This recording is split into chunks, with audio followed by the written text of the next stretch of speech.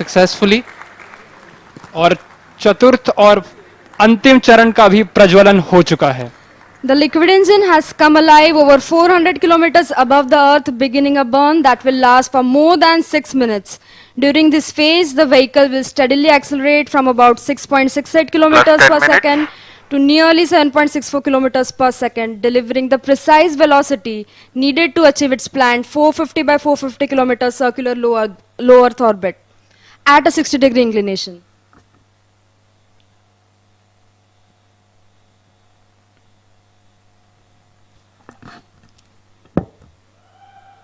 और यहाँ पे आप देख सकते हैं कि प्रक्षेपण नियंत्रण केंद्र में उत्साह का एक प्रसंग आ चुका है और आपके ऑन बोर्ड प्रक्षेपक पर्दों पर हम देख सकते हैं कि पेलोड्स या जो उपग्रह हैं उनका एक चित्र. यहाँ पे सारे उपग्रह अपने स्थान पर स्थित हैं. That's right, Akhil. We've also had seamless transition from the S4 performance to normal. the Bogor station, and now we are receiving strong telemetry from the Bogor as well as the Yatharga stations in Indonesia and Australia Plus 11 respectively. The current altitude of the vehicle is 426 kilometers. Our target is near 450. We're traveling at 6.5 kilometers per second.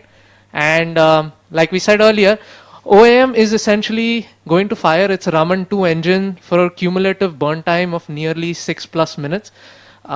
So this is the longest burning. It's the smallest in thrust, but it burns for the longest period of time. And it's all given to us by Raman-2, our main engine for this mission. So Yash, it must be a really amazing feeling, right? I mean, you and your team worked on this engine to get it going, and it is finally taking us to space. Yeah, it's a feeling that's really hard to describe. Me and my team, we worked on this engine to get it going, and it's finally taking us to space. This engine wasn't an easy design. Raman-2 generates 1500 newtons of thrust, and it employs 3 different types of cooling. As if one wasn't enough, we had to put in 3. So we have regenerative cooling, then we have radiative cooling, and we have film cooling. And all 3 of these need to work seamlessly in sync to deliver this phenomenal outcome. So I'm kind of glued to the screens right now. You might just see me peeking over to try to see what the chamber pressure, what the thrust, and what the temperatures are like. But I think I might have to hold for a bit and look at that data in a little while.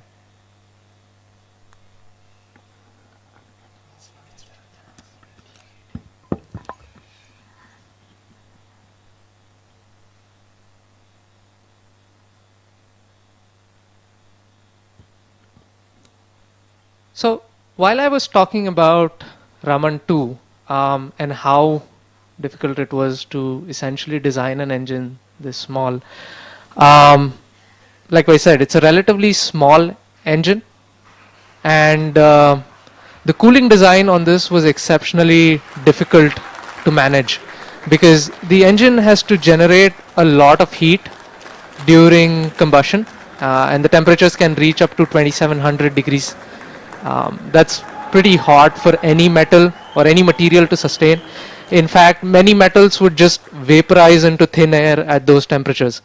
So to make all of this work, we employ something known as regenerative cooling. S4 performance normal. Yeah, and we've gotten call out that the S4 performance is nominal.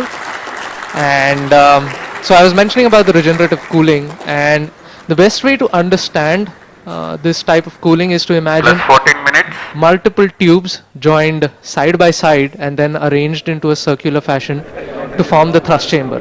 And these tubes, they need to be very, very thin to exchange heat effectively, which means that manufacturing is usually a challenge. And even after the temperatures would still be too high for normal metals to handle. And for this exact purpose, we employ something known as film cooling. And even though it sounds like a fancy name, it just involves injecting fine jets of fuel along the walls of the chamber to effectively add a barrier of colder gas between the combustion chamber and the metal walls. And essentially, one question I get asked very often is, if it's like that, then why is it called regenerative cooling, right? The whole thought process is the tiny tubes that we just talked about. Those S4 tubes, performance normal. Plus 15 minutes. और यहाँ पर हमको mission नियंत्रण केंद्र से संकेत मिल रहे हैं कि चतुर्थ चरण का भी परफॉर्मेंस सामान्य है और अभी यान 450 किलोमीटर की ऊंचाई तक पहुंच चुका है जो कि उसका निर्धारित कक्षा है और कोस्ट फेज प्रारंभ है. जी हाँ, and it's traveling at 7.3 kilometers per second at an altitude of 450